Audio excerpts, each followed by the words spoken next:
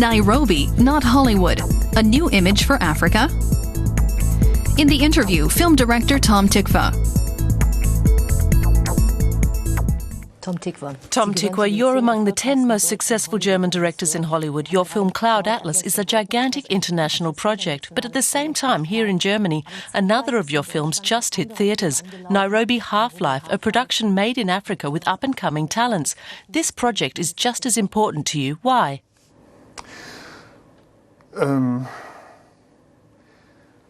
Das Projekt selber hat halt einfach eine faszinierende Genese. The project itself had a fascinating genesis, which was actually initiated by my wife Marie 7 years ago. Vor mittlerweile 7 Jahren und begann damit, dass in den Slums. It started in the slums of Kenya and especially in Nairobi. Teachers went into these schools where only reading, writing and arithmetic was taught and began offering art classes. It kept growing across disciplines. I saw this and of course I also participated a lot and in the process got to know the world better, the city better, but also the country, actually the entire East African region. And I realized that there are certain cultural dimensions that are absolutely foreign to us. There are so many things that we know nothing about, which of course is directly related to the media representation of Kenya and its neighbors. So we have a distorted image of Africa. Well, okay, everyone sort of suspects that it can't really be just like we see on TV or in the media, because they only report on things when a crisis breaks out, and otherwise it's not a very popular place for reporting. And I know that Deutsche Welle is one of the broadcasters that is working to change that. But of course most media just pounce on complications and then focus on hunger or exploitation or military conflicts. The truth, of course, is that the people caught between these conflicts continue to lead their lives, which are filled with a richness and a great interest in cultural exchange. And as I discovered during my time in Nairobi, a very vibrant film culture. And that film culture has particularly intrigued me, of course, because it is completely different. Some of it is familiar and some completely unfamiliar. And because Marie's project was so successful and literally hundreds of children were able to take art classes every week, I said, well, I'm more of a film specialist, so we expanded our initiative, One Fine Day, to include One Fine Day films. The goal is to give young filmmakers and aspiring filmmakers a platform to further develop their skills. So how does that work exactly? What happens is that once a year we host a workshop together with the Deutsche Welle Academy and supported by the German Ministry of Cooperation and Development. To an outsider, it's an unbelievably short period of time, just 14 days. But there's an incredible amount of information packed into it, as I've seen for myself. I always say I'm jealous of the participants. If I had had a chance to participate in this workshop 20 years ago, I would have succeeded much more quickly. I really believe that. More quickly? Yeah, I really think so. The workshop is divided into 7 categories: directing, camera operation, editing, sound engineering. All of the important areas. And European teachers come over and bring a lot of film experience with them and to their instruction in each discipline. And there are hundreds of applicants from all over Africa, the entire continent.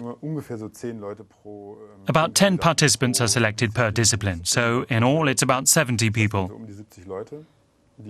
And we basically lock them in a hotel. I mean that in the best possible way. And they work day and night to learn the different processes and work together to produce short films. In the end, they're probably very exhausted, but they've had an incredible amount of input, I think, and made great progress, taken a huge step forward. And from these participants, a crew is assembled.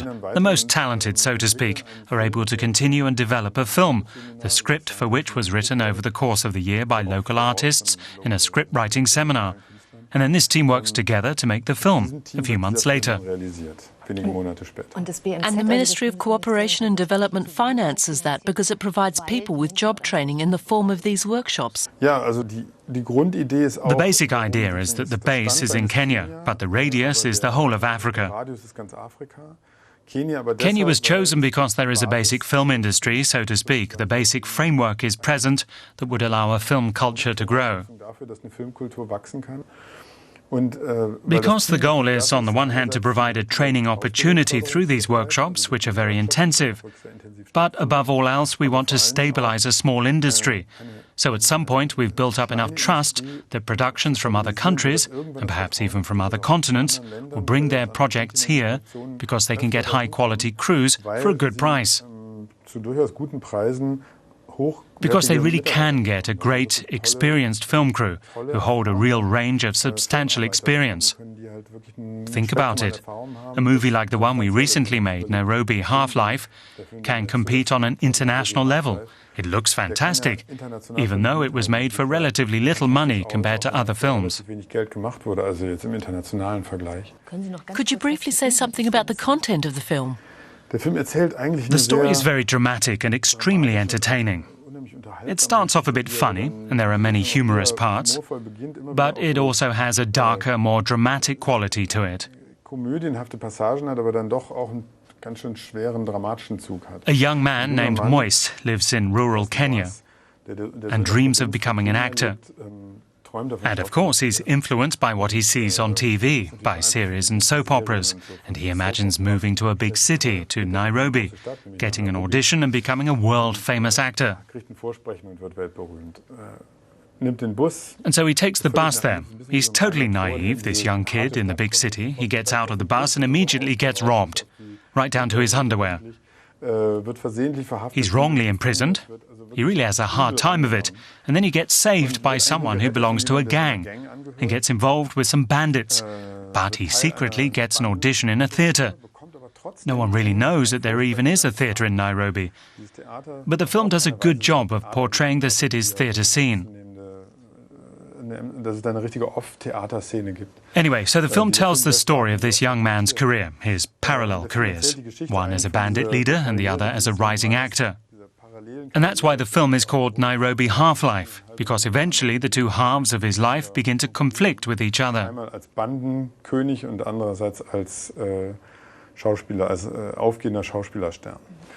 But it's not really directed to an international audience, is it?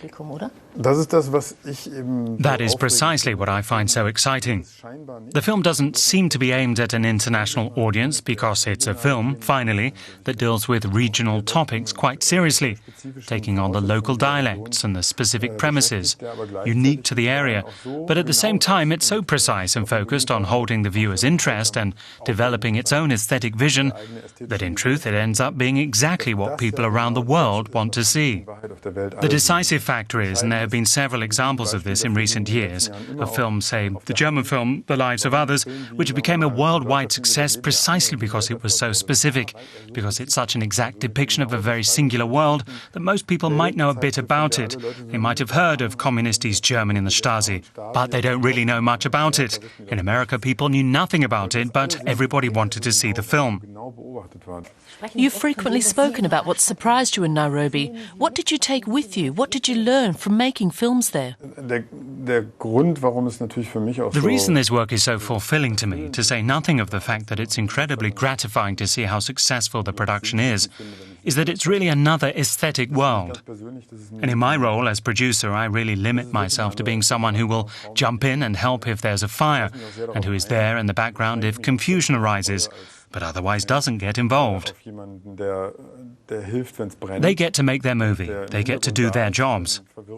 And because of that, I have this chance to observe how differently you can make a film and how enriching it can be to have the ability to break free of the established structures and just say, well, everything is set up, all the equipment is prepared, it's all finally ready to go.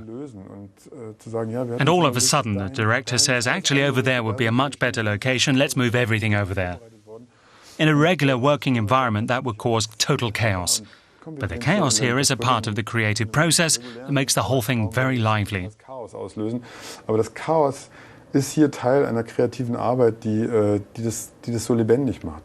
Would that also work under the financial constraints that you had, for example, with the project Cloud Atlas?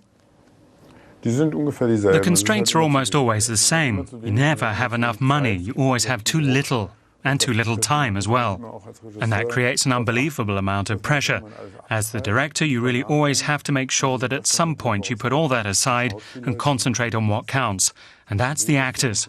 They're on a set and there's a picture you have to compose, and there's always some sort of artistic exchange among the people involved, which is ultimately of the same quality, whether you're working on a small film or a big budget one. Cloud Atlas is, if I'm correct, the first long film for which you have served as director, producer and scriptwriter. Was that a dream you've always wanted to fulfill? No, I don't really see it like that. I've been making films for a long time, and I've also co-produced. And in that sense, well, I was always lucky that in my films I was able to work very independently. The special thing about this film was, of course, that it has such an incredibly demanding profile regarding the spectrum that it covers, that it takes place in 6 different eras. And I made it together along with 2 other directors. But working in such a highly collaborative context on the film really made the job even more of a joy for me. Sehr stark kollaborativen Kontext Filme entstehen zu lassen. Und ich bin ein relativ überzeugter Gegner dieser. And I'm quite a staunch opponent of this cult of the genius notion, where everyone always wants to believe there is a master brain behind the film, and everyone else is just dependent on this one genius. Gerade beim Film echt ein absoluter Schwachsinnskult. It's really a ridiculous notion.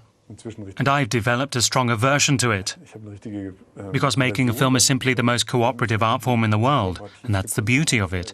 It's above all else a social experience of art, that in this film is more pronounced than ever before. Die ist bei diesem Film, glaube ich, so ausgeprägt gewesen wie noch nie. Thanks for talking to us. Danke.